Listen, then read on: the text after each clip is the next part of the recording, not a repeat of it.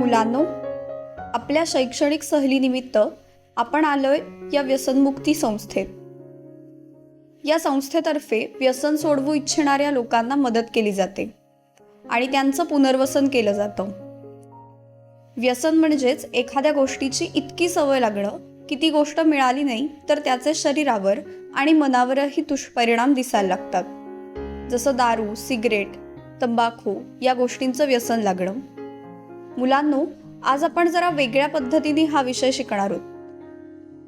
इथे असलेला हा समीर दादा आणि त्याचा भाऊ गिरीश तुम्हाला त्यांचा अनुभव सांगणार आहेत. चला तर मग आता त्यांच्याशीच बोलूयात.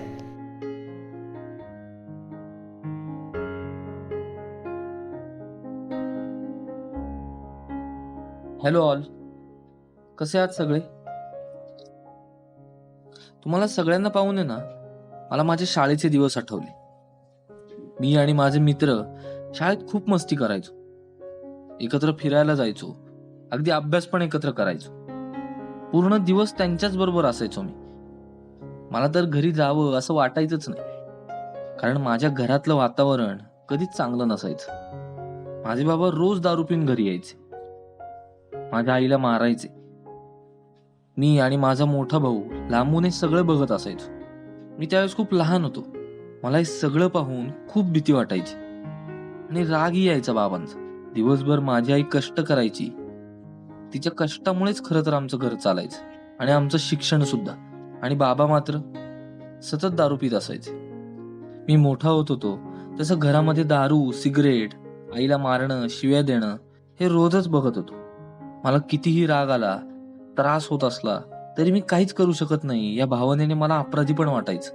पण म्हणतात ना, आपल्याला कळत असतं सगळं पण वळत काहीच नाही. या त्रासापासून लांब जायचं म्हणून मी व्यसनाचाच मार्ग निवडला. मित्रांना एकदा ट्राय कर असं सांगितलं आणि घरात तर हे सगळं सहज उपलब्ध होतं, त्यामुळे व्यसनात अडकायला मला फार वेळ लागला नाही. मी हे कधी समजूच शकलो नाही की आत्ता या क्षणी बरं वाटावं म्हणून मी हा तात्पुरता पर्याय निवडतोय. पण हे काही त्यावरचं सोल्युशन नाहीये. उलट यामुळे मी अजून त्रासात अडकत होतो. सतत शरीराच्या कटकटी चालू होत्या. माझे मित्रमैत्रिणी माझ्यापासून खूप लांब गेले. मी एकटा पडायला लागलो आणि या सगळ्यामुळे माझी मानसिक स्थितीही बिघडत गेली. पण माझं नशीब चांगलं म्हणून माझा हा भाऊ सतत माझ्या बरोबर होता, मला समजावत होता. या सगळ्यातून बाहेर पडायला मला माझ्या या मोठ्या भावानं खूप मदत केली.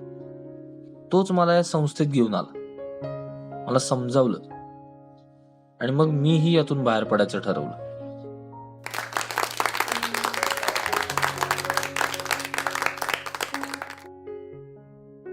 खरं तर मी फक्त त्याला एक वेगळा दृष्टिकोन दाखवला.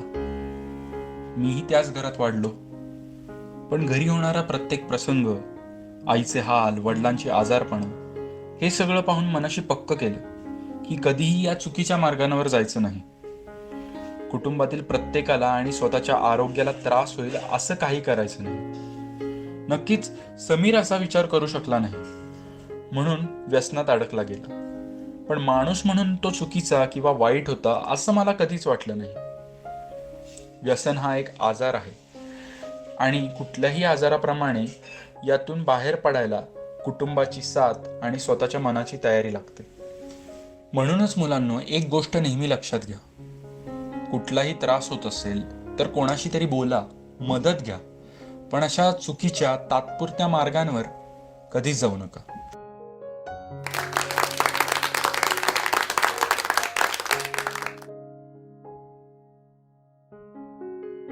मुलांनो, तुम्हाला इथे आणण्याचं कारण हेच आहे.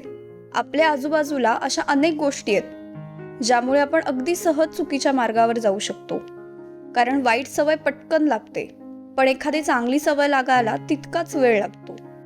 म्हणूनच काही महत्त्वाच्या गोष्टी नक्की लक्षात ठेवा. कुणीही कितीही सांगितलं किंवा स्वतःला एखादी गोष्ट करावीशी वाटली तर एक क्षण थांबून विचार करता यायला हवा. ज्या गोष्टी नको वाटतायत त्यांना ठामपणे नाही म्हणता आलं पाहिजे. थँक्यू समीर आणि गिरीश. मुलांनो, आपण सगळेजण यांच्यासाठी टाळ्या वाजवूयात.